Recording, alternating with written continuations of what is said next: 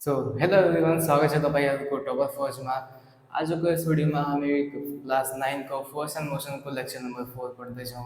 यसभन्दा पहिला मैले धेरै 3वटा लेक्चर अझै बनाएको छु। तपाईँले यदि नहेर्नुभएको छैन भने च्यानलमा अपलोडेड छ, गएर तपाईँ चेकआउट गर्न सक्नुहुन्छ। ल कुरा गरौँ लेक्चर 4को। लेक्चर 4मा हामी के पढ्नेछौँ? Newton second law of motion, Newton third law of motion अनि इलास्टिसिटी एन्ड इट्स प्लास्टिसिटी। अनि मतलब इलास्टिसिटी अनि प्लास्टिसिटीको बारेमा पढ्नेछौँ। त सुरुवात गरौँ Newton second law of मोसनबाट।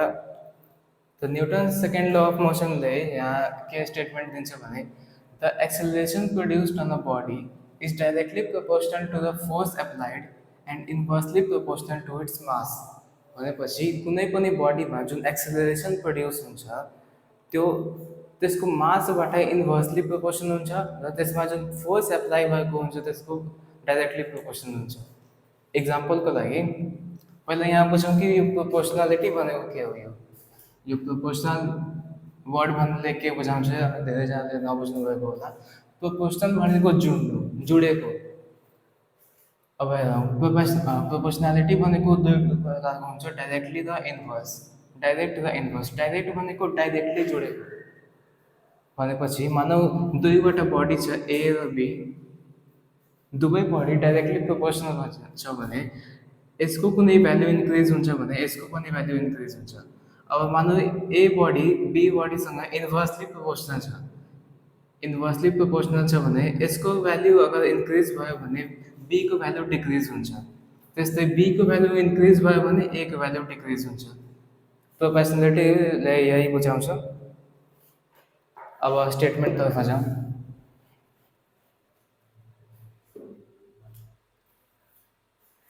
The acceleration produced on a body is directly proportional to the force applied and inversely proportional to its mass. भनेपछि मानौ कुनै बडी छ, यो एउटा बल छ, यसको मास m छ र यहाँ मैले फोर्स f एप्लाइड गरेँ भने यो जुन एक्सेलरेसनले अगाडि जान्छ या पछाडि आउँछ, जुन एक्सेलरेसन यसमा प्रड्युस हुन्छ नि, यो फोर्स एप्लाई भएको छ यसमा डाइरेक्टली प्रोपोर्सनल हुन्छ, यानि कि डाइरेक्टली डिपेन्डेन्ट हुन्छ र नि माससँग इन्भर्सली डिपेन्डेन्ट हुन्छ। भनेपछि जति फोर्स म यसमा एप्लाई गर्छु त्यतिकै एक्सेलरेसन यसमा प्रड्युस हुन्छ र जति यसको मास हुन्छ त्यतिकै एक्सेलरेसन कम प्रड्युस हुन्छ। जस्तै इक्जाम्पलको लागि हेरौँ, एउटा क्रिकेट बल र एउटा ठुलो ढुङ्गा। र एउटा क्रिकेट बललाई म धेरै फोर्स लगाएर हाल्ने भने त्यसमा एक्सेलरेसन जुन प्रड्युस हुन्छ त्यो ठुलो ढुङ्गाको कम्पेरिजनमा कम हुन्छ हुँदैन। किनभने त्यो ठुलो ढुङ्गाको मास के छ, मास हाई छ। र मास हाई भयो भने एक्सेलरेसन के प्रड्युस हुन्छ, कम प्रड्युस हुन्छ, किनभने त्यसको इन्भर्सली प्रोपोर्सनल छ। त्यस्तै यो सानो क्रिकेट बललाई म धेरै फोर्सले हाने भने त्यसमा के एक्सेलरेसन बढी प्रड्युस हुन्छ, किन, त्यसको मास कम छ। त्यसैले भयो यो स्टेटमेन्ट थियो। यो स्टेटमेन्ट त हामीलाई बुझ्नु होला। त्यसपछि म्याथमेटिकली यसलाई हामी यसरी रिप्रेजेन्ट गर्न सक्छौँ। एक्सेलरेसन ए इज डाइरेक्टली, यो प्रोपोर्सनालिटीको साइन हो, यो भनेको प्रोपोर्सनललाई चिनाउँछ। Acceleration is directly proportional to force and acceleration is inversely proportional to mass भने यसलाई सर्ट फर्ममा a is directly proportional to force लेख्न सक्छु अनि a is directly inversely proportional to mass लेख्न सक्छु।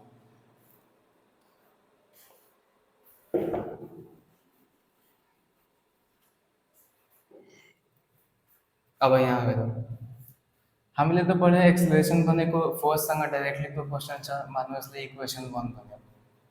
अनि एक्सेलरेसन मासको इन्भर्सली प्रोपोर्सनल छ, यसलाई इक्वेसन 2 भनिदियो।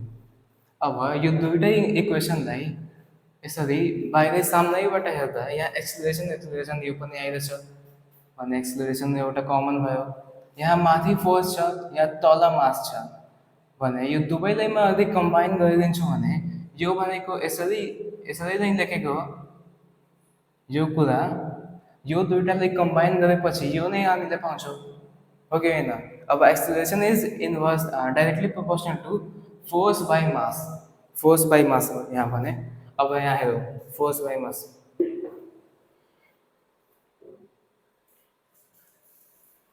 अब हामीले के डिराइभ गर्यौँ कि acceleration is proportional to F by M. अब यो एम गरेर त्यता मल्टिप्लाई हुन्छ भने A in m into A is proportional to force. इसलिए राम्ररी लेख्यो भने F is proportional to m into A. यही कुरा यति बुझिसकेपछि हामीले डिराइभ गर्दै गर्दै गर्दै गर्दै यहाँसम्म पुगेछौँ। अब यहाँ प्रोपोर्सनालिटीको सिम्बल मलाई हटाउनु छ भने हामीले एउटा कन्स्ट्यान्ट हाल्नुपर्छ यसमा। कन्स्ट्यान्ट हालेपछि यहाँ इक्वलको सिम्बल आउँछ, कन्स्ट्यान्ट नहालेसम्म इक्वलको सिम्बल आउँदैन, प्रोपोर्सनालिटीको सिम्बल नै रहन्छ। कन्स्ट्यान्ट हाल्न लागि मतलब इक्वल साइन लाउन लागि हामीले एउटा प्रोपोर्सनालिटी कन्स्ट्यान्ट लिनुपर्छ। र मानौ यहाँ प्रोपोर्सनालिटी कन्स्ट्यान्ट के लिए मैले, तब यहाँ के लिँदा के हुन्छ, यताको भ्यालुसँग यो प्रोडक्ट भइहाल्छ, मल्टिप्लाई भइहाल्छ भने एफ इज इक्वल टु केएमए। यो हामीले एउटा इक्वेसन डिराइभ गर्यो कि एफ इज इक्वल टु केएमए। अब हेरौँ, यसलाई मानौ इक्वेसन 3 हो, यो यसरी बुझ्दा इक्वेसन 3। अब यहाँ हेरौँ, यो सरी म मेटिहाल्छु एकैछिन।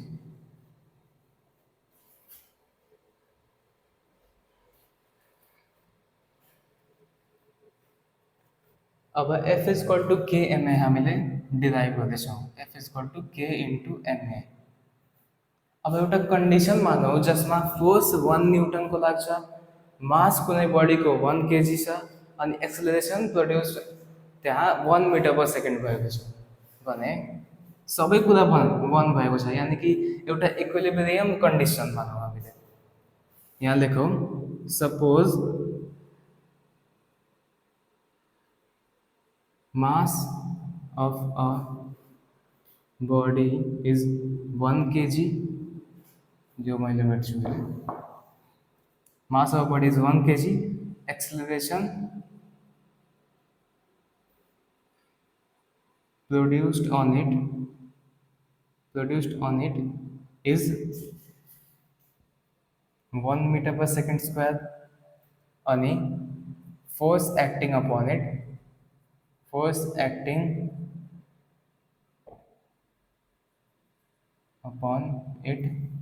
is 1 Newton. अब यहाँ हेरौँ, सबै कुरा 1 1 1 नै मान्यौँ भने हाम्रो के को भ्यालु कति आउँछ त? अब यो सबै 1 1 1 मानेर यसमा हालौँ, putting all this in equation 3, तब यहाँ 1 न्यूटन इज इक्वल्स टु यहाँ के को के नै रहन्छ, मास भनेको 1 केजी, एक्सेलरेसन भनेको 1 मिटर पर सेकेन्ड स्क्वायर भने यहाँ के को भ्यालु कति आयो, 1। अब यो के को जुन भ्यालु आएछ यसलाई कहाँ हाल्नुपर्छ, यहाँ यो इक्वेसनमा। अब यो इक्वेसनमा हामी के को भ्यालु यहाँ हाल्यौँ भने 1 इन्टु एमए, यो के भनेर आउँछ, F is equals to MA भयो डिराइभ। तपाईँले एक्जाममा क्वेसन यो सोध्न सक्छ कि derive F is equals to MA on the basis of Newton second of motion. तब यस्तै जुन मैले अहिले प्रोसेस गरेँ सबै यस्तै राम्रो होला कि यहाँ पहिला स्टेटमेन्ट लेख्नु होला, फेरि mathematically acceleration is equal to मतलब proportional to force, acceleration is directly inversely proportional to mass, त्यसपछि combining both equation we get acceleration is proportional to F by M. फेरि त्यस्तै गर्दै गर्दै यहाँ प्रोपोर्सनालिटी कन्स्ट्यान्ट लिएर के गरेर यो सबै इक्विलिब्रियम स्टेटमेन्ट हेराएर सबै के को भ्यालु निकालेर यसमा पुट गरेर यो गर्नुपर्छ। तपाईँलाई यदि बुझ्नु भएन राम्ररी भने रिमाइन्ड गर्नु, नत्र भने म फेरि पनि बुझाइदिन्छु। यहाँ एकचोटि छिटैमा रिपिट गरौँ, छिटै रिपिट गरेर छु म, यहाँ बुझ्नुहोस्। The acceleration produced on a body is directly proportional to the force applied on it. कुनै बडी छ, यहाँ कुनै पनि बडीमा लिए यसमा म जति फोर्स लगाउँछु यसमा त्यतिकै एक्सेलरेसन प्रोड्युस हुन्छ, अनि जति यसको मास हुन्छ त्यतिकै कम एक्सेलरेसन प्रोड्युस हुन्छ। जस्तै मैले एउटा इक्जाम्पल पनि दिएको थिएँ कि एउटा यो मानौ यो डस्टरै छ, यो धेरै अहिले यसको मास धेरै कम छ के। अब यसलाई म धेरै फोर्स लगाएर यसरी हालेँ, धेरै फोर्स लगाएर यसरी हान्छु भने यहाँ जुन एक्सेलरेसन प्रोड्युस हुन्छ नि त्यो के हुन्छ, एकदमै हाई हुन्छ, जुन कि यहाँ फर्स्ट लाइनमा भनिएको छ proportional directly proportional to force. अब यहाँ हेर्नु सेकेन्ड लाइनमा भनिएको छ कि इन्भर्सली प्रोपोर्सनल टु मास।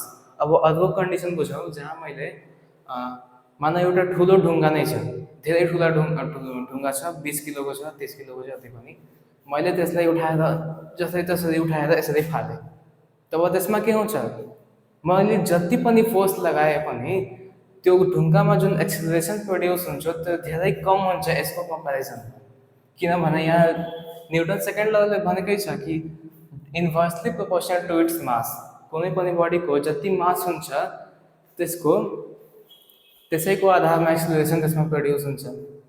ल यति कुरा तपाईँहरू बुझ्नुभएको होला। तब अर्को टपिकमा जाउँ, न्युटन सेकेन्ड ल, मतलब third law of motion, sorry second ल भने दिए गन्थेन, थर्ड ल अफ मोसनमा जाउँ। तब अर्को टपिकमा बुझौँ Newton's third law. Newton's third लले के भन्छ, for every action there is an equal and opposite reaction। भनेपछि हरेक एक्सनको एउटा इक्वल र त्यसकै डाइरेक्टली अपोजिट रिएक्सन हुन्छ।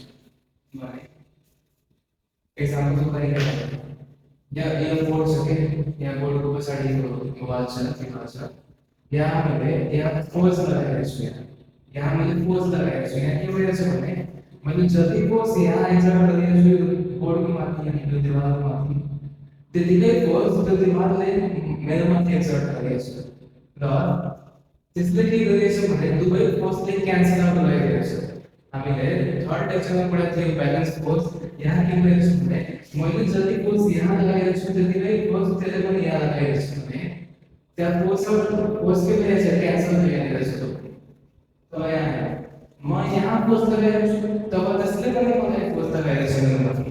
त्यहाँ के भयो, मैले जुन एक्सन गरेँ यहाँ फोर्स लगाउने त्यसको रिएक्सनको के भन्छ, रिएक्सनको रिजल्टमा के आयो, त्यो दिवालले पनि मेरो माथि फोर्स लगायो। यहाँ एक्जाम्पल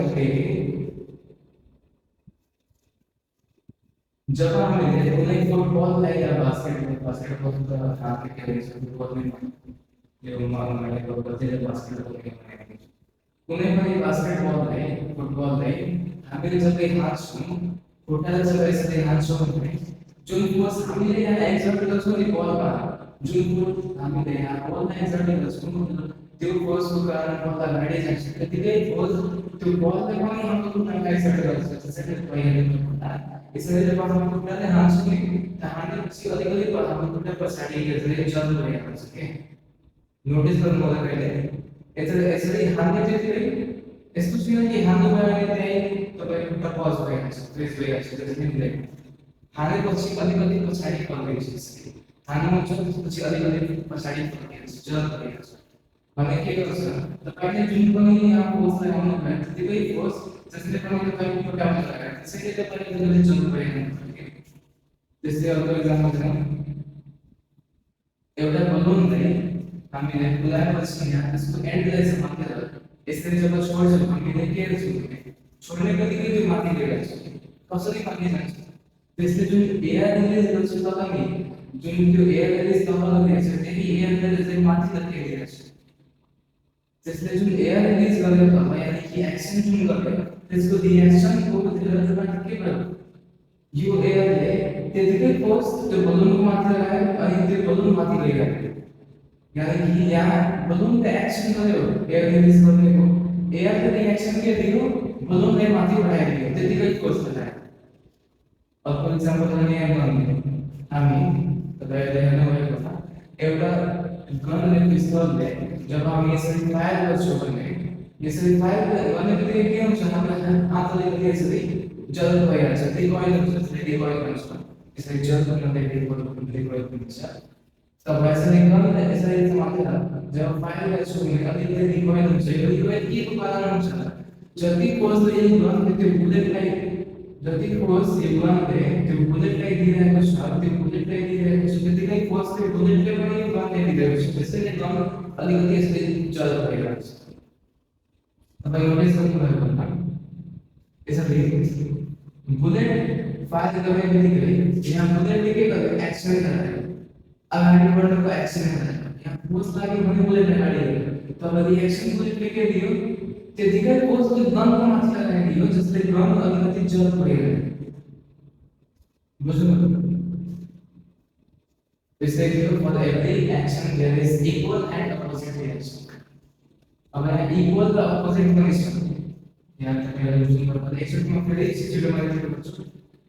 यहाँ हेर्नुहोस् गनको इक्जाम्पल चाहिँ अरू कुनै गनको इक्जाम्पलमा हामीले जब फायर गरेर एक्सन गर्यौँ भने जति फोर्स त्यो बुलेटमा लाग्यो त्यतिकै फोर्स पहिला यसले गनमा हाल्यो अनि त्यो भयो के भयो इक्वल एक्सन इक्वल रिएक्सन भयो अब अपोजिटमा के गर्नु पर्दैन अपोजिट रिएक्सनको रिजल्टमा अहिले के भयो गन जल्प भयो जति फोर्स बुलेटमा लाग्यो त्यतिकै फोर्स यसमा लाग्यो गनमाथि के लगायो बुलेटले त्यो इक्वल रिएक्सन भयो अनि जब गन रिकॉइल हुन्छ त्यो रिकॉइल भनेको अपोजिट रिएक्सन यति बुझ्नु मतलब अब एउटा न्युटन सेकेन्ड लको एउटा न्युमेरिकल गरौँ त्यो next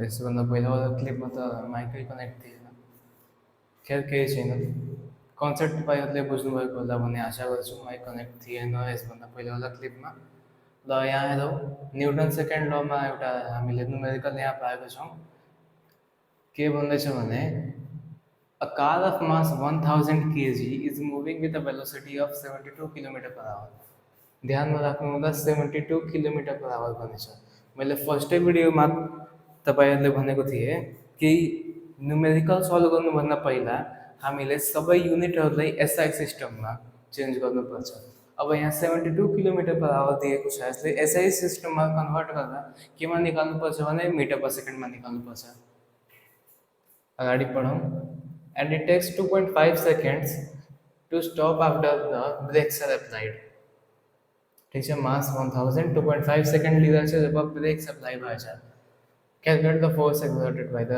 brakes on the car भनेको छ a car is moving with a velocity of यति एउटा कार छ 1000 kg को त्यसमा 72 किलोमिटर पर आवरको स्पिडले त्यो चलिरहेको छ र जब त्यसमा ब्रेक एप्लाई भयो भने 2.5 सेकेन्डमा लागेर त्यो के भयो स्टप भयो यानि कि यहाँ मानव ब्रेक एप्लाई गर्न सुरु गर्यो भने अलिकति अगाडि यसरी गएर स्टप भयो तब त्यही पूछ्दैछ फोर्स निकालौँ ल यहाँ हेरौँ पहिला के दिएछ initial velocity 72 kilometre per hour छ मैले भने मिटर पर सेकेन्डमा चेन्ज गर्नुहुन्छ मिटर पर सेकेन्डमा चेन्ज गर्दा मैले ट्रिक पनि बताएको थियो फर्स्टै भिडियोमा कि 5/18 ले मल्टिप्लाई गर्नु मिटर पर सेकेन्डले चेन्ज गर्नको लागि किलोमिटर पर आवरदेखि मिटर पर सेकेन्डमा चेन्ज गर्नु छ भने 5/18 ले मल्टिप्लाई गर्ने र मिटर पर सेकेन्डदेखि किलोमिटर पर आवरमा चेन्ज गर्नु छ भने 18/5 ले मल्टिप्लाई गर्ने अर्को हेरौँ भने जब भेहिकल स्टप भइहाल्यो स्टप भयो भने के भयो फाइनल वेलोसिटी भनेको 0 आयो अनि टाइम दिएको छ 2.5 सेकेन्ड अब हामीलाई यति डाटा दिएकोमा हामीलाई हेरौँ यु दिएछ भी दिएछ टी दिएछ अनि मैले फर्स्टै भिडियोमा यो कुरा भनेको थिएँ कुनै कुनै न्युमेरिकल प्रब्लममा मिनिमम 3वटा कुरा दिएको हुन्छ र त्यसैको आधारमा अरू कुरा हामीले निकाल्नको लागि भन्छ 3वटा कुरा दियो अब हामीले यहाँ फोर्स निकाल्नुभन्दा पहिला हामीले एक्सिलरेसन निकालौँ एक्सिलरेसन भनेको v minus u by t final minus initial by time 0 minus 20/2.5 गर्दा -8 आयो तब -8 को भ्यालु हामीले कहाँ हाल्ने न्युटन सेकेन्ड ल अफ मोसनबाट जुन इक्वेसन हामीले डिराइभ गरेको थियौँ F is equal to MA त्यसमा हाल्ने मास भनेको 1000 kg दिएकै छ यहाँ लेख्न बिर्सेँ मैले गिभनमा मास भनेको 1000 kg दिएको छ 1000 kg यहाँ मास दिएको छ भने मास 1000 इन्टु मल्टिप्लाई एक्सलेरेसन कति आएको थियो यहाँ -8 तब -8 राखो फोर्स भनेपछि -8000 न्युटनको फोर्स एप्लाई भएछ ब्रेक्सले कारको माथि एप्लाई गरेछ -8000 ल अब अगाडि बढौँ यसपछि छ इलास्टिसिटी एन्ड प्लास्टिसिटी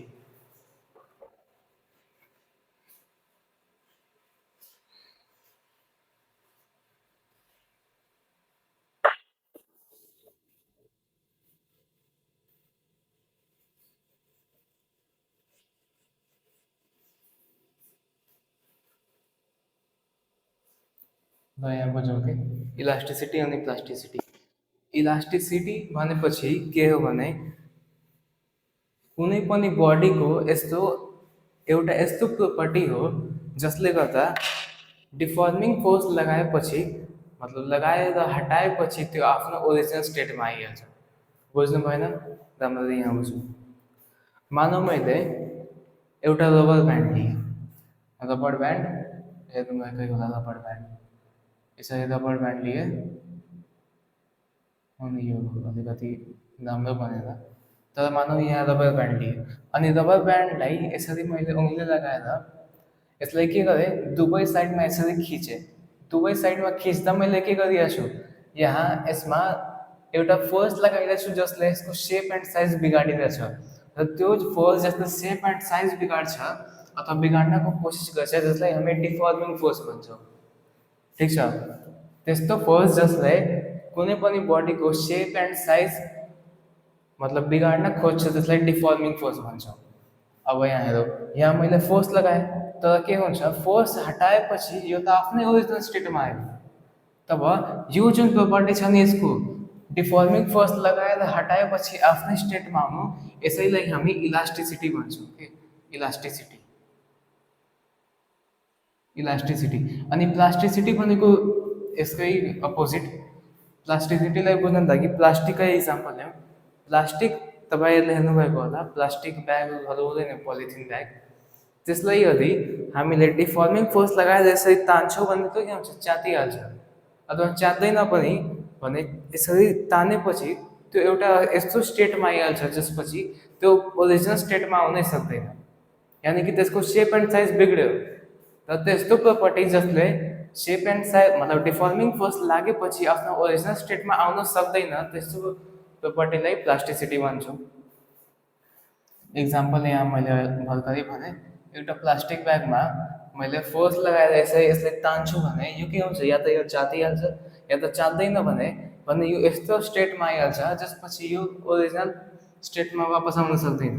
भने यो प्रोपर्टीलाई के भन्छौँ, प्लास्टिसिटी भन्छौँ। ठिक छ? अब यहाँ डेफिनेसनमा लेखिदिएको छु। यति कन्सेप्ट त हामी बुझिहाल्नु भएको होला इलास्टिसिटी अनि प्लास्टिसिटीको। डेफिनेसन पनि यहाँ लेखिदिन्छु म, याद गर्न तपाईँहरूलाई आसान हुन्छ। Elasticity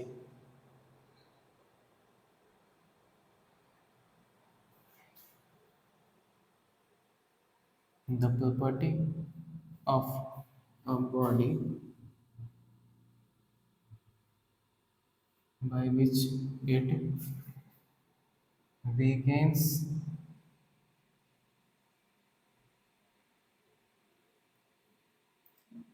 its original shape and size after the removal of deforming force is called plasticity। मतलब इलास्टिसिटी लास्टमा आफै जोडिदिनु भयो होला, त्यस्तै प्लास्टिसिटी पनि लेखिदिएको छु म।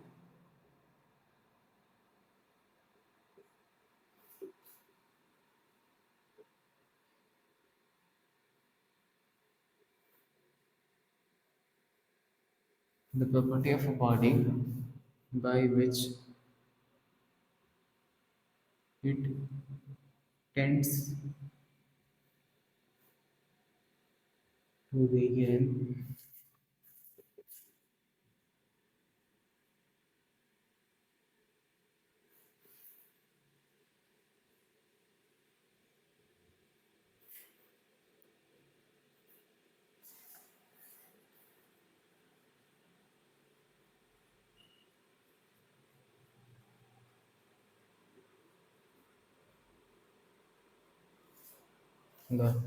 डेफिनेशन मैंने लिखी दी है। The property of a body by which its regain मतलब it regains its original shape and size after the removal of deforming force. Deforming force हटेपछि यानि कि लगाएर हटाएपछि त्यो यदि आफ्नो ओरिजिनल शेप एंड साइजमा फेरि आइरहेछ भने त्यस्तो प्रोपर्टीलाई हामी इलास्टिसिटी भन्छौँ। अनि प्लास्टिसिटी भनेको त्यस्तो प्रोपर्टी जसले टेन्ड गर्छ। टेन्ड भनेको अपोज गर्नु, यानि कि त्यो कुरालाई मतलब के भन्छ, इन्कार गर्नु के, इन्कार अथवा स्वीकार नगर्नु, त्यो कुरालाई इन्कार गर्छ। यानि कि डिफर्मिङ फोर्स लागेर हटेपछि त्यो आफ्नो ओरिजिनल सेप एन्ड साइजमा वापस आउँदैन, त्यो एउटा यस्तो स्टेटमा गइहाल्छ त्यसपछि, मतलब जुन स्टेटमा गइहाल्छ त्यसपछि त्यसलाई आफ्नो ओरिजिनल सेप एन्ड साइजमा लाउन सकिँदैन। त्यस्तो प्रोपर्टीलाई प्लास्टिसिटी भनिन्छ। The property of a body by which it tends to gain regain, या अलिकति राम्रो दिएको छैन, tends to regain its original shape and size after the removal of deforming force is called plasticity. अब यहाँ इक्जाम्पल पनि लेख्न सक्नुहुन्छ। इक्जाम्पलको लागि तपाईँलाई रबर ब्यान्ड भयो, रबर ब्यान्ड, अर्को त्यो यसरी गुलेल हुँदैन, पत्थर हानेर लगाएर हान्ने गुलेल, स्लिङ सट भनिन्छ त्यसलाई, स्लिङ सट। त्यसपछि तपाईँको त्यो बो एन्ड एरो, तीर कमान, बो एन्ड एरो, एरो नलेखौँ मतलब बो नै लेखौँ, यति भयो। यसको इक्जाम्पल, यसमा धेरै इक्जाम्पल छ। यसमा त प्लास्टिक ब्याग भयो फर्स्ट इक्जाम्पल। त्यसपछि के भयो, केही पनि लेखौँ यहाँ, पेपर भइहाल्यो, पेपर होइन। त्यसपछि के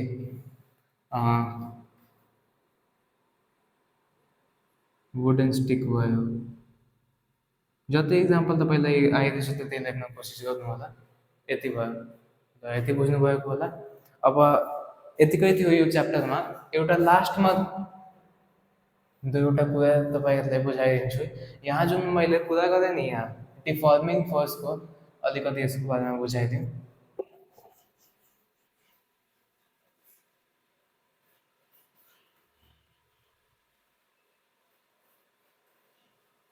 डिफर्मिङ फोर्स के हो, रिस्टोरिङ फोर्स भनेको के हो,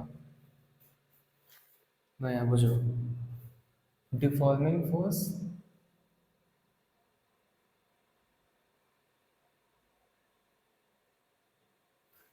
अनि रिस्टोरिङ फोर्स,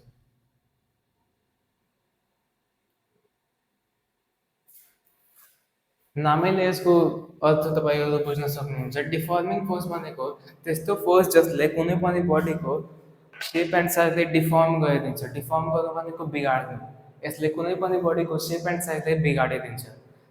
अनि यो फोर्सले रिस्टोरिङ फोर्स भनेको यो फोर्सले कुनै पनि बडीको सेप एन्ड साइजलाई फेरि रिस्टोर गर्न मद्दत गर्छ। जसरी रबर ब्यान्डमा हामीले अहिले इक्जाम्पल हेरेको थियो, हामीले फोर्स लगाएपछि त्यो के भइरहेको थियो, फेरि कन्ट्र्याक्ट भएर आफ्नो ओरिजिनल सेप एन्ड साइजमा आएको थियो। त्यो त्यहाँ कुन फोर्स लाग्यो, रिस्टोरिङ फोर्स लाग्यो। अनि प्लास्टिक ब्यागमा फोर्स लगाएपछि त्यो एउटा यस्तो स्टेटमा आइहालेको थियो कि त्यो त्यसपछि त्यो ओरिजिनल सेपमा आउन सक्दैन। त्यहाँ कुन फोर्स लाग्यो, डिफर्मिङ फोर्स लाग्यो। लाग्नु भनेको दुवैमा डिफर्मिङ फोर्स नै थियो, तर डिफर्मिङ फोर्स लागेपछि इलास्टिक बडीमा के भयो, रिस्टोरिङ फोर्स पनि लाग्यो। तर प्लास्टिक बडीमा रिस्टोरिङ फोर्स लागेन, अथवा लाग्यो पनि त इफेक्ट गरेन। यतिकै बुझ्नु थियो। ल यो च्याप्टरमा क्लास 9को फोर्स एन्ड मोसनमा यति नै थियो। अरू तपाईँलाई केही कुरा बुझ्नुभएको छैन भने कमेन्ट सेक्सनमा तपाईँ लेख्न सक्नुहुन्छ। म ट्राई गर्छु तपाईँको कमेन्टलाई रिप्लाई गर्न। यतिकै भन्दै म यो लेक्चरलाई, यो च्याप्टरलाई यहीँ एन्ड गर्न चाहन्छु। ल भेटौँला अर्को च्याप्टरसँग, अर्को च्याप्टरमा। यसपछि हामी सिम्पल मसिन पढ्नेछौँ। ल भेटौँला तपाईँहरूले सिम्पल मसिनको लेक्चरमा। तबसम्म पढ्दै राख्नुहोस्। बाई।